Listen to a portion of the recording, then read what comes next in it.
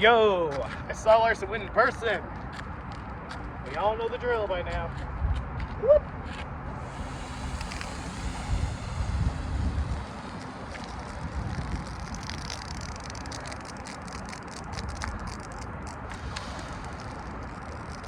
There we go. Woohoo! Everyone knows I fucking love that shit. Woo! Fucking love. I'm all about that winning, my dudes. Woo!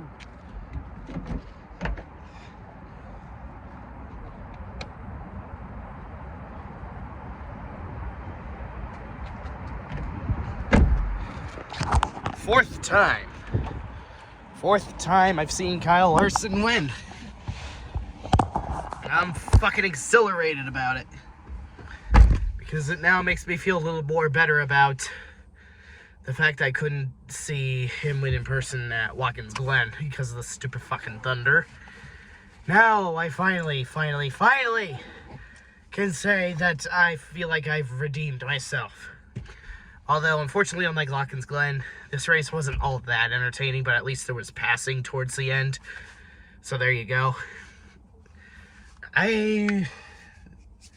Race just didn't really have too much memorable things going on, except for the fact that Chase Elliott got a top 10 finish his first race back after his hiatus to rest his leg up, which shows that he hasn't phased out yet. Emphasis on the potential yet.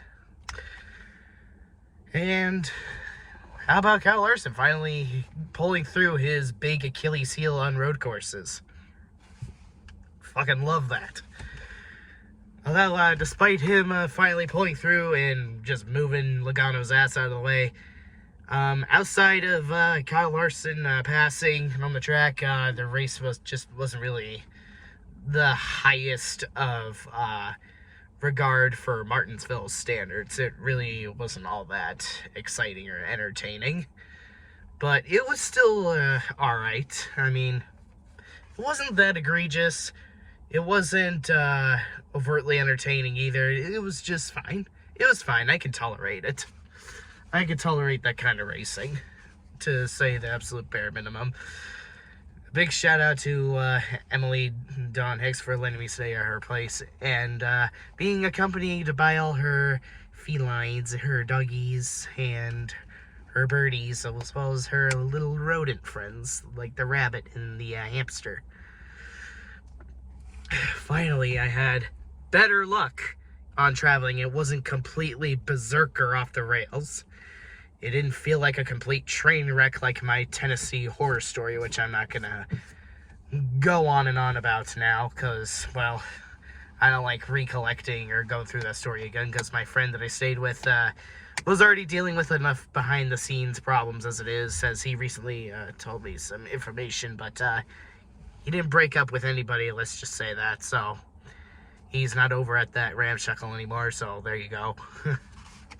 Well, nevertheless, finally, I got an actual, legitimately true Hendrick victory, and not through a loophole of someone failing inspection, too. And finally, Kyle Larson breaks through at his weak link. Finally, he was able to patch things up with the cake of his armor.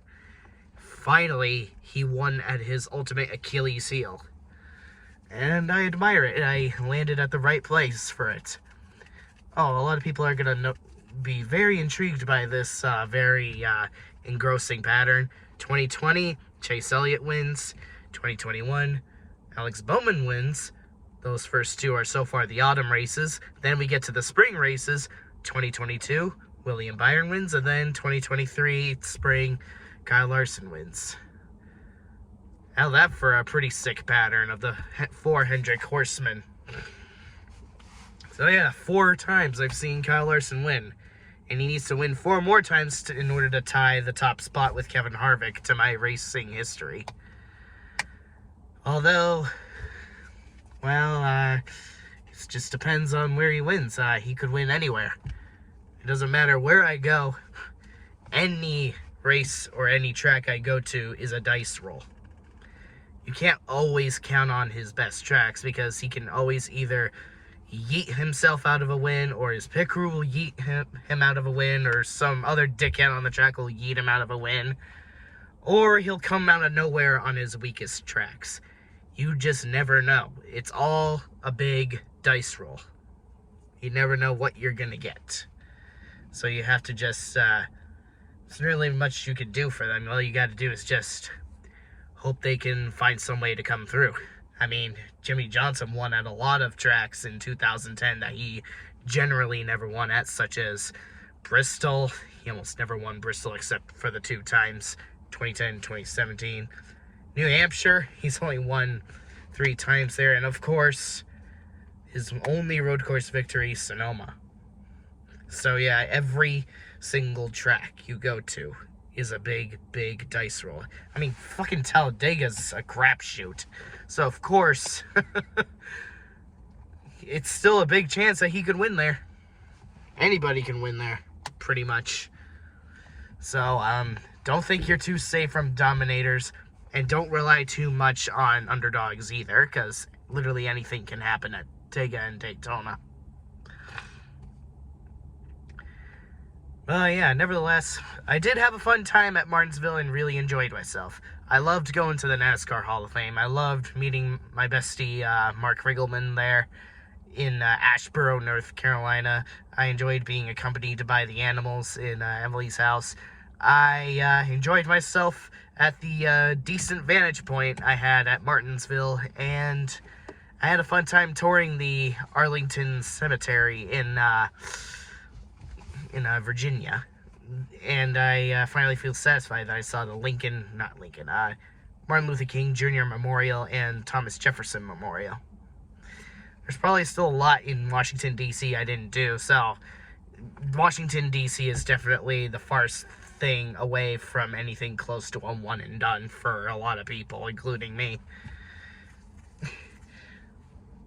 But yeah, Martinsville race, it really was not the most exciting, but I'll definitely take it. I'll definitely, absolutely take it. Kyle Larson sure as hell made it fun to watch whenever he was a man on a mission passing through the field. I liked that battle between he and Denny Hamlin when I was handing the camera right on those two. They were beating and banging. They weren't even being dickheads to each other. They just were respectfully racing each other like real men. And that's what I love about Martinsville. Basically, any short tracks in general. So, hope you guys enjoyed this little quick video. Hope y'all are having a good April, having a good spring. Take care. Have a nice day. Spacing out, and hope you like my new t-shirt. Ukrainian Lives Matter. Spacing out.